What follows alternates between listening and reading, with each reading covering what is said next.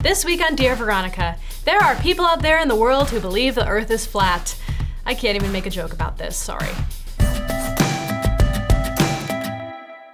Welcome back to Dear Veronica. I'm your answering person, Veronica Belmont. We are constantly inundated with notifications these days. On our smartphones, our laptops, our watches, pretty much anything with a screen wants to scream at us incessantly for our attention. Seriously, how do we even deal sometimes? I burn things. What?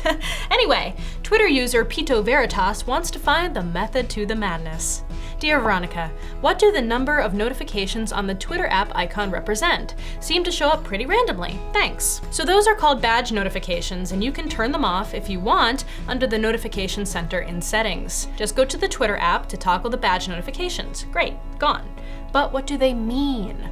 A lot of potential things. Usually, they mean someone has mentioned you or sent you a direct message. Or if you've set Twitter to send you mobile notifications for when a specific user tweets, then it could mean that they've updated too. Also, you might be a victim of ghost notifications. Once you've checked your replies, your DMs, and nothing else is out of the ordinary. And yet, the badge is still lighting up. Lifehacker dives into the potential causes and fixes for these mysterious ghost notifications, and says they can be largely caused by some new features that Twitter rolls out over time, like recommendations, polls, or photo tags. You can turn those on and off directly from the profile settings in the Twitter app if you've enabled notifications for the app at the main settings level. Confused yet? Did this help? Hopefully. I hate notifications. My brain hurts a little bit from all that, so let's make ourselves feel superior by talking about people who don't understand how science works. Hey Veronica, are these flat earth people on YouTube for real, or are they just a really organized group of troll? From @AI feels lovely. To help answer that, let's welcome onto the show noted science person, Dr. Kiki Sanford. Hey Veronica, thanks for the question. Whoa, yeah, this is a big one.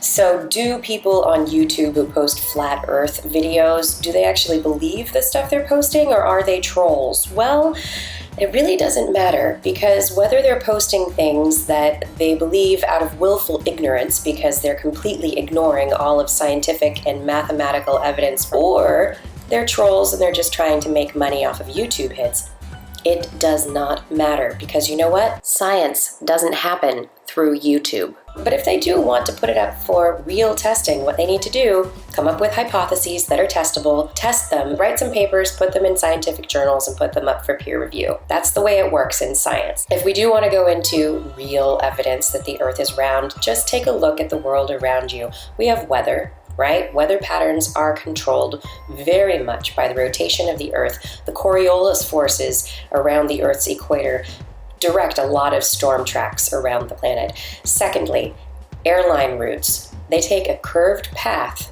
using the Great Circle to be able to take advantage of the shortest path between 2 points, which is a curved line over the surface of a three-dimensional sphere.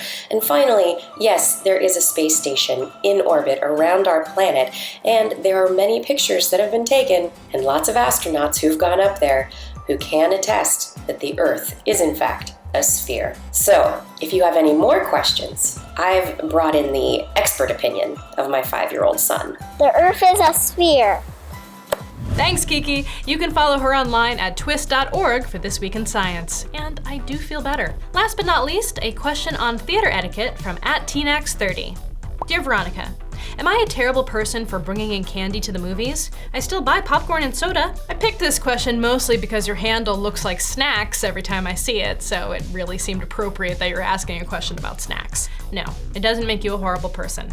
According to a video I was forced to watch to receive this information on Business Insider, theaters make an 86% profit margin from selling snacks. At the same time, they'd basically be out of business if they didn't sell snacks at crazy prices, because apparently showing movies is expensive.